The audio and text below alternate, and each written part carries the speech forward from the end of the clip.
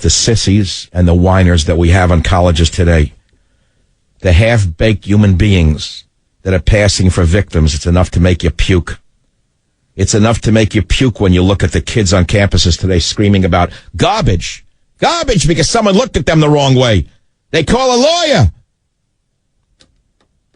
Or the illegal aliens. They want to break into my country and anyone who stands up to them as a racist, huh? That's because men like this are dead. That's because men like this are dead. He said air power helped defeat the tyrant Hitler. People today should be thankful we helped rid the earth of that tyrant. I don't want people to forget the great sacrifices these men made during World War II. They were some of the bravest men in history.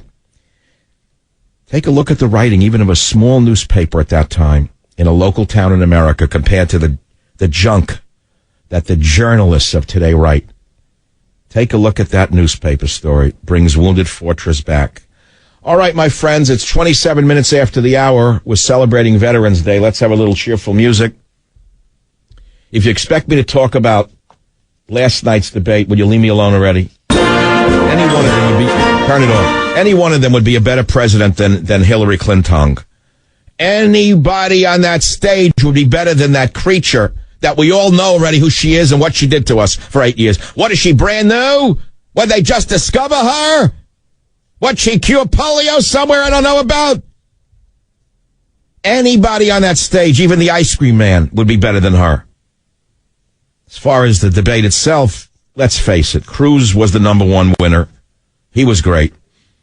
Rubio was not, they got Rubio. They're all behind him because he's the fall guy. Rubio is, who was that guy who ran last time whose name I forgot? The guy from Salt Lake City. I don't know his name. I don't remember him. I swear to God. I drew a blank. Yeah, Romney. Thank you. A real memorable man. Very memorable. Rubio is the Romney without an O at the end of his name.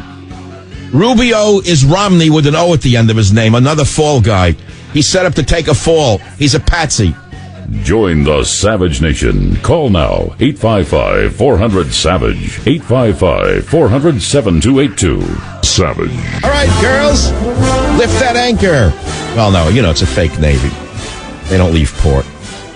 It's just a floating diversity training session now. We don't really use the military the way it used to be used. Now it's for social purposes. Now that the sorority got control of the Navy, I'm surprised they haven't removed the propellers from the ships. I mean, after all, take your places, those propellers. And the object is not to go anywhere and shoot those guns or missiles, is it? It's to enjoy the benefits of the U.S. Navy. Cruz shined, Trump chimed, Rubio whined, Kasich pined, Carson dined, Carly mimed, Paul signed, and Bush was blind. I watched it. I'm glad Trump said to her, why does she keep interrupting everyone? I like that part of it. Well, who gave her the right to interrupt everyone? Actually, she'd be a better president than Hillary. I liked her. I thought Cruz was great. I'm not a big fan of his. I know he's smart. I don't think he's electable, but I think the guy is brilliant and he's got the right ideas. I really do. Paul was very good, but again, or whatever.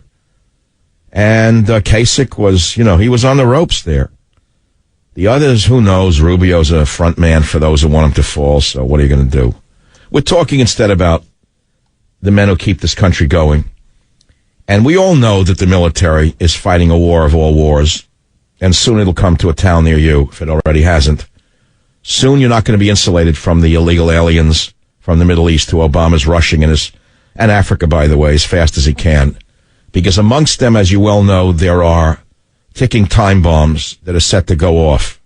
You ask yourself then, why would a legitimate, sane government bring in people amongst whom by logic, by data analysis, a certain number of them are going to go off and stab and kill and maim and blow things up. Why would you bring any of them in until you sort this all out? Well, you don't have a sane government.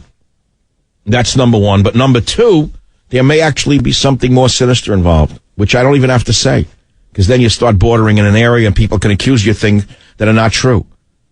So here we are. A crazy world that we live in.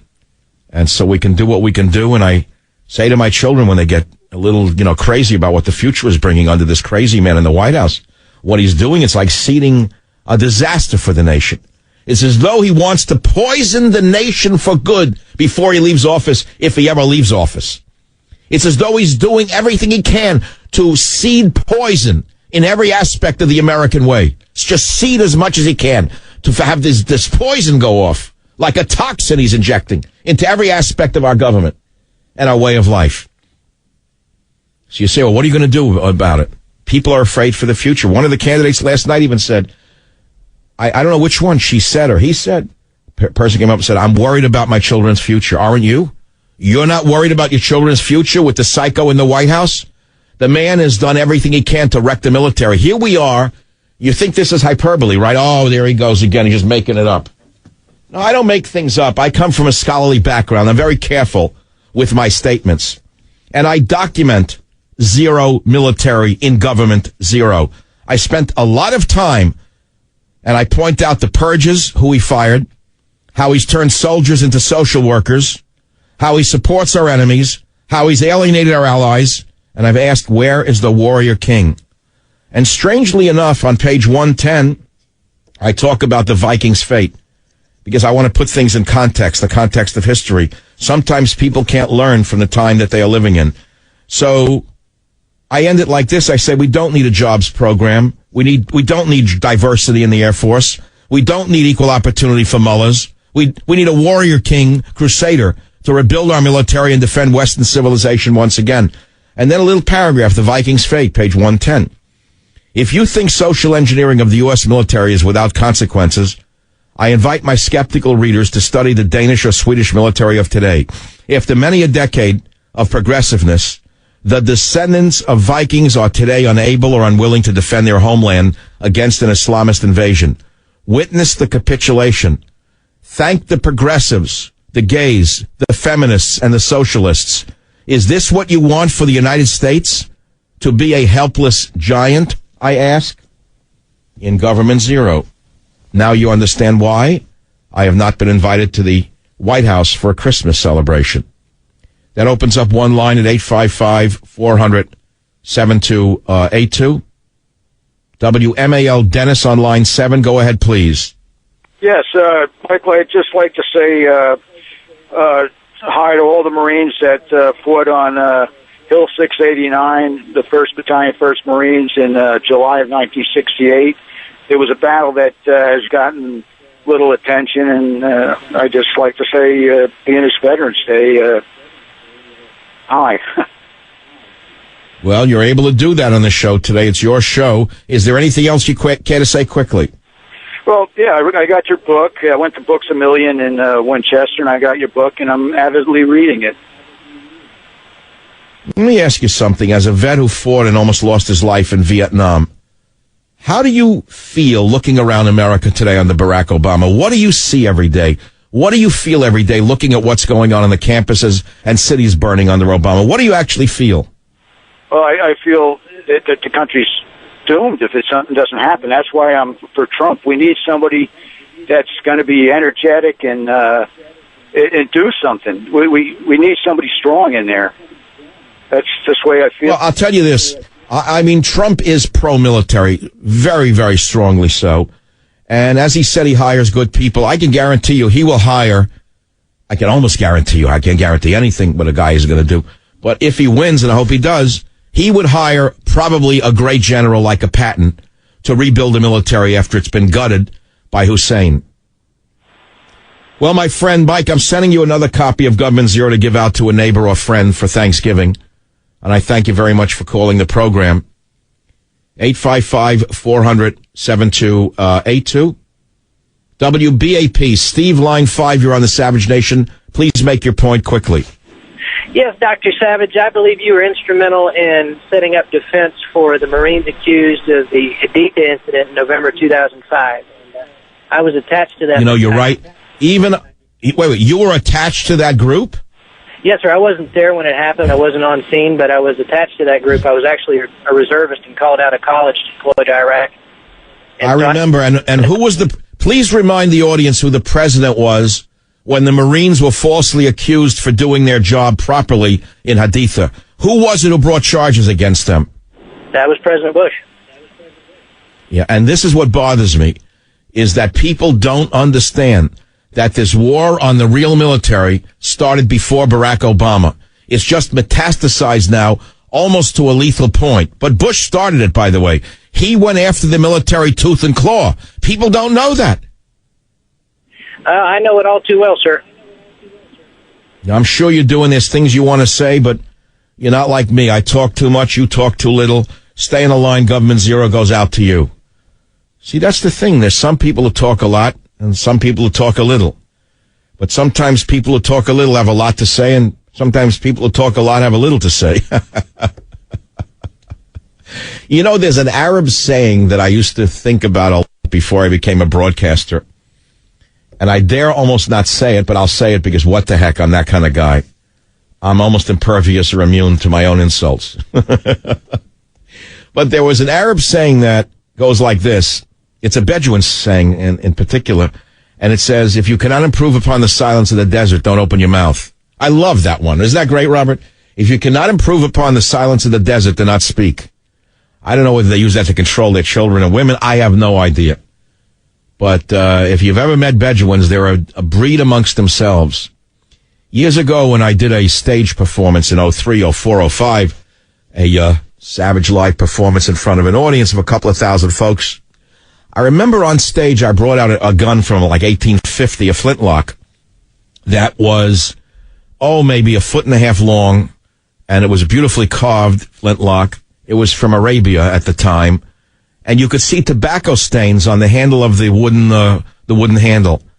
That's how close this gun was to this man. And I try to remind the audience how imperative it was for a man in the desert to own a gun, to protect himself, his wife, and children from enemies, from marauders. And yet here we have a creature like Hillary Clinton who would tell us that we have no right to defend ourselves in an increasingly violent world. Isn't that amazing? That even a Bedouin understood the value of a single weapon. Well, I can give you many stories like that. I don't think I have to sell you on what you already know. WMAL Dan, line 3, fire away. You're on the Savage Nation. Go ahead, please.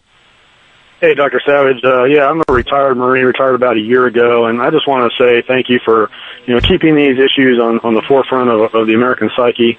I did 10 years enlisted, 10 years officer, got a tour in Afghanistan, tour in Iraq, and, it's amazing. I was at headquarters Marine Corps when I retired. I was involved in the Don't Ask, Don't Tell thing, the Women in Combat Units thing. What I've seen the administration do is shocking. And right now, they're pressing the transgender thing in the military. It's unreal. It's unreal. That's right. It's something out of an insane asylum. Now, Dan, being on the front lines of the insanity of Obama's social engineering in the military, let's say we get a true conservative in the White House. Can he fix this? Can it ever be fixed?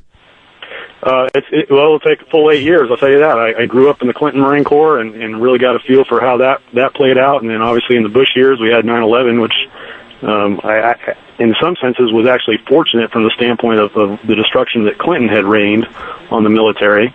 And then so we kind of recovered from that in the sense that we had real stuff going on and we really had to focus in and focus on the mission. Mm-hmm. And then since then obviously winding down to abysmal failure. We've really had to, there are good people. But if he's pushing incompetence, if Obama is pushing incompetent officers into every aspect of the military, almost the way let's not go to the Soviet era. He's doing something beyond the Soviet era. He's destroying the military from within. How in the world can a new president undo the damage that Hussein is doing right now? Well, it's like what you just said. You got to get people in there who are true patriots. The Patton-like generals. General James Mattis is one. I revere him as a great American hero. Unfortunately, he did not see things the way the Obama administration would like to, and so, he was shown the door. But it's people like him who I believe are still around. But wait, one of the things I call for in my book is to bring back all of the military personnel, captain and above, who were purged by this evil administration. Give them back pay, put them in command again, but can we get rid of the deadwood? Can we get rid of these people who are destroying the military the same way the universities have been destroyed? Can you throw them out?